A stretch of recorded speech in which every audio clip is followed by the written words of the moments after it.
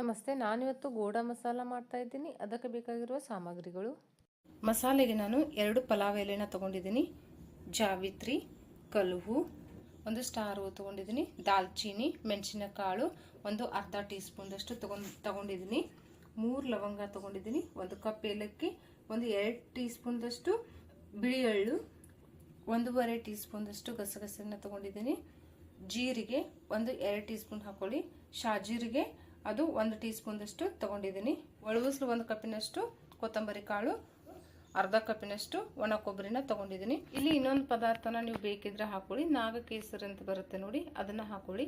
ನಾನಿಲ್ಲಿ ನನ್ನ ಹತ್ರನೂ ಇಲ್ಲ, ಹೀಗಾಗಿ ನಾನು ಹಾಕ್ತಾನೂ ಇಲ್ಲ. ನೀವು ಬೇಕಿದ್ರೆ ಹಾಕೋಬಹುದು, ತುಂಬಾ ಚೆನ್ನಾಗಿರುತ್ತೆ. ಕಡಾಯಿ ಕಾದಿದೆ, ಮೊದಲಿಗೆ ಕೊತ್ತಂಬರಿ ಕಾಳನ್ನ ಹಾಕೊಂಡ್ಬಿಡ್ತೀನಿ. ಫ್ರೈ ಮಾಡ್ಕೊಳ್ಳಿ. ಮೀಡಿಯಂ ಫ್ಲೇಮ್ ಇಟ್ಕೊಂಡು ಫ್ರೈ ಮಾಡ್ಕೊಳ್ಳಿ. ಎಣ್ಣೆ ಹಾಕಿ ಕೂಡ ಫ್ರೈ ಮಾಡ್ಕೋಬಹುದು, ಆದ್ರೆ ಜಾಸ್ತಿ ದಿನ ಇಡೋದಕ್ಕೆ ಆಗೋದಿಲ್ಲ. ನೀವು ಜಾಸ್ತಿ ದಿನ ಇಡೋರಿದ್ರೆ ಡ್ರೈ ಫ್ರೈ ಮಾಡ್ಕೊಳ್ಳಿ. ಒಂದು 15 ದಿನ ತನಕ ಇಡೋರಿದ್ರೆ ಎಣ್ಣೆ ಹಾಕಿ ಫ್ರೈ ಮಾಡ್ಕೋಬಹುದು. ಇದು ಗೋಡಾ ಮಸಾಲ, ಇದು ಮಹಾರಾಷ್ಟ್ರದ ರೆಸಿಪಿ. ಇದು ಕಾಯಿಪಲ್ಲೆ ಮಾಡ್ಕೊಂಡಿರ್ತೀವಲ್ಲ, ಅದರಲ್ಲಿ ಒಂದೊಂದು ಸ್ಪೂನ್ದಷ್ಟು ಹಾಕ್ಬೋದು. ಗರಂ ಮಸಾಲ ಎಲ್ಲ ಹಾಕ್ತೀವಲ್ಲ, ಅದೇ ರೀತಿ ಹಾಕ್ಬೋದು. ಆಮೇಲೆ ಮಸಾಲೆ ಬಾತ್ ಅಂತ ಹೇಳ್ತಾರಲ್ಲ, ರೈಸ್ ಬಾತ್ ಕೂಡ ಎಲ್ಲ ಯೂಸ್ ಮಾಡ್ಬೋದು, ತುಂಬಾನೇ ಚೆನ್ನಾಗಿರುತ್ತೆ. ಅವರು ಜಾಸ್ತಿ ಇದನ್ನೇ ಮಸಾಲೆಗೆಲ್ಲ ಯೂಸ್ ಮಾಡ್ತಾರೆ ನೋಡಿ. ಈಗ ಇದು ಫ್ರೈ ಆಗಿದೆ, ಈಗ ಇದನ್ನ ನಾನು ತಕೊಂಡ್ಬಿಡ್ತೀನಿ ನೋಡಿ. ಈಗ ಇದು ಫ್ರೈ ಆಗಿದೆ.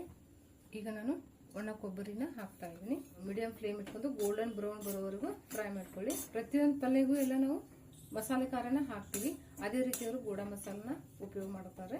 ಈಗ ಇದು ಕೂಡ ಫ್ರೈ ಆಗಿದೆ, ಇದನ್ನು ಕೂಡ ನಾನು ತಕೊಂಡ್ಬಿಡ್ತೀನಿ. ಈಗ ನಾನು ಇದಕ್ಕೆ ಬಿಳಿ ಎಳ್ಳನ್ನ ಹಾಕೊಂಡ್ಬಿಡ್ತೀನಿ. ಇದನ್ನು ಕೂಡ ಫ್ರೈ ಮಾಡ್ಕೊಳ್ಳಿ. ಇದನ್ನು ಕೂಡ ಮೀಡಿಯಂ ಫ್ಲೇಮ್ ಇಟ್ಕೊಂಡು ಹುರ್ಕೊಳ್ಳಿ ನೋಡಿ. ಇದು ಕೂಡ ಗೋಲ್ಡನ್ ಬ್ರೌನ್ ಬಂತು, ಇದನ್ನು ಕೂಡ ನಾನು ತಕೊಂಡ್ಬಿಡ್ತೀನಿ. ಈಗ ಅದಕ್ಕೆ ನಾನು ಗಸಗಸೆನ ಹಾಕೋತೀನಿ. ಗಸಗಸೆ ನಾನು 1 ಸ್ಪೂನ್ದಷ್ಟು ಹಾಕೊಂಡಿದ್ದೀನಿ, ಟೀ ಸ್ಪೂನ್ದಷ್ಟು. ಮಸಾಲೆನ ನೀವು ಜಾಸ್ತಿ ಬೇಕಂದ್ರೆ ಕ್ವಾಂಟಿಟಿ ಕೂಡ ನೀವು ಎಲ್ಲಾನು ಜಾಸ್ತಿ ಮಾಡ್ಕೋಬೇಕಾಗತ್ತೆ ನೋಡಿ. ಇದು ಕೂಡ ಫ್ರೈ ಆಗಿದೆ, ಈಗ ಇದನ್ನು ಕೂಡ ತಕೊಂಡ್ಬಿಡ್ತೀನಿ. ಜಾಸ್ತಿ ಹಚ್ಕೋಬೇಡಿ. ನಾನು 1 ಅರ್ಧ ಹಾಕೋತೀನಿ ಜೀರಿಗೆ. ಶಾಜೀರಿಗೆ ಕೂಡ ಇರುತ್ತೆ, ಹೀಗಾಗಿ ಈಗ ನಾನು ಶಾಜೀರಿಗೆ ಕೂಡ ಇದರಲ್ಲೇ ಹಾಕೊಂಡ್ಬಿಡ್ತೀನಿ. 2 ಸೇರಿಸಿ ಫ್ರೈ ಮಾಡ್ಕೊತೀನಿ. ಫ್ರೈ ಮಾಡ್ಕೊಳ್ಳಿ. ಸ್ವಲ್ಪ ಇದು ಚಟ್ಪಟ ಅಂದ್ರೆ ಸಾಕು. ಚಿಲ್ಲಿ ಕೂಡ ಹಾಕೋಬಹುದು. ಇದಕ್ಕೆ ನೀವು ಒಣ ಮೆಣಸಿನಕಾಯಿ ಕೂಡ ಹಾಕಬಹುದು. ಇಲ್ಲ ನಮಗೆ ಮಸಾಲೆ ಮಾತ್ರ ಬೇಕು ಅನ್ನೋರು ಇಷ್ಟು ಮಾಡ್ಕೊಳ್ಳಿ. ಇಲ್ಲ ನಾವು ಇದರಲ್ಲೇನೆ ಖಾರ ಕೂಡ ಮಿಕ್ಸ್ ಮಾಡ್ಕೋತೀವಿ ಅನ್ನೋರು ಒಣ ಮೆಣಸಿನಕಾಯಿ 1-2 ಕಲರ್ಗೋಸ್ಕರ 1-2 ಖಾರಕ್ಕೋಸ್ಕರ ಹಾಕೊಂಡು ಫ್ರೈ ಮಾಡ್ಕೊಳ್ಳಿ, ಅದು ಕೂಡ ಚೆನ್ನಾಗಿರುತ್ತೆ. ಇದು ಕೂಡ ಫ್ರೈ ಆಗಿದೆ, ಇದನ್ನು ಕೂಡ ತಕೊಂಡ್ಬಿಡ್ತೀನಿ. ಈಗ ಪಲಾವ್ ಎಲೆ, ಈಗ ನಾನು ಎಲ್ಲ ಒಟ್ಟಿಗೆ ಫ್ರೈ ಮಾಡ್ಕೊಂಡ್ಬಿಡ್ತೀನಿ. ಕಪ್ಪು ಏಲಕ್ಕಿ, ದಾಲ್ಚೀನಿ, ಲವಂಗ ಮತ್ತೆ ಕರಿಮೆಣಸು, ಒಂದು ಅನಾನಸು, ಕಲುಹು, ಜಾವಿತ್ರಿ. ಇದು ಸ್ವಲ್ಪ ಬೆಚ್ಚಗಾದ್ರೆ ಸಾಕು, ಅಂದ್ರೆ ಮಿಕ್ಸಿಯಲ್ಲಿ ಸಣ್ಣಗಾಗಬೇಕು, ಅಷ್ಟು ಮಾಡ್ಕೊಂಡ್ರೆ ಸಾಕು.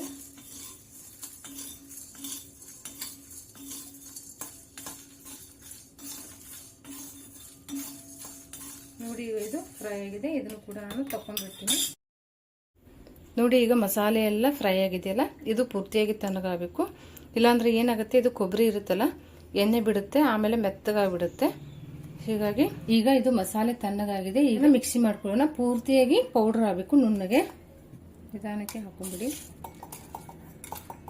ಮೊದಲಿಗೆ ದಪ್ಪಗಿರುವಂಥ ಮಸಾಲೆಗಳನ್ನು ಮಿಕ್ಸಿ ಮಾಡ್ಕೊಳ್ಳಿ, ಅಂದರೆ ಎಲ್ಲ ಚೆನ್ನಾಗಿ ತರಿಯಾಗಿ ಪೌಡ್ರ್ ಆಗುತ್ತೆ. ಈ ರೀತಿ ಮಾಡ್ಕೊಂಡಿದ್ದೀನಿ. ಇದರ ಜೊತೆಗೆ ನಾನು ಬಾಕಿ ಮಸಾಲೆಗಳನ್ನು ಹುರಿದು ಇಟ್ಕೊಂಡಿರ್ತೀವಲ್ವ, ಅದನ್ನು ಇದರಲ್ಲೇ ಹಾಕಿ ಚೆನ್ನಾಗಿ ಮಿಕ್ಸಿ ಮಾಡ್ಕೊಳ್ಳಿ. ಪೌಡ್ರ್ ಆಗಬೇಕು ನುಣ್ಣಗೆ. ನಾವು ಗರಂ ಮಸಾಲ, ಧನಿಯಾ ಪೌಡ್ರ್ ಎಲ್ಲ ಮಾಡ್ಕೋತೀವಲ್ಲ, ಆ ರೀತಿ ನಾವು ಪೌಡ್ರ್ ಮಾಡ್ಕೋಬೇಕಾಗತ್ತೆ.